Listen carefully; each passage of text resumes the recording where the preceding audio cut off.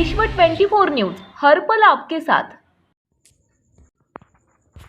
राजविका शिवाजी आळणी यांची कन्याजीचा येणाऱ्या 4 जूनला दुसरा वाढदिवस होता।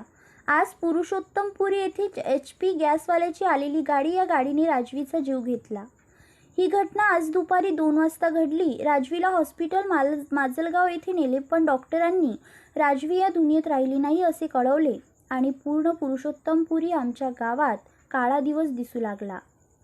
राजवीचे आई-वडील यांना या दुःखातून सावरण्याची शक्ती मिळावी हीच ईश्वरचरणी प्रार्थना।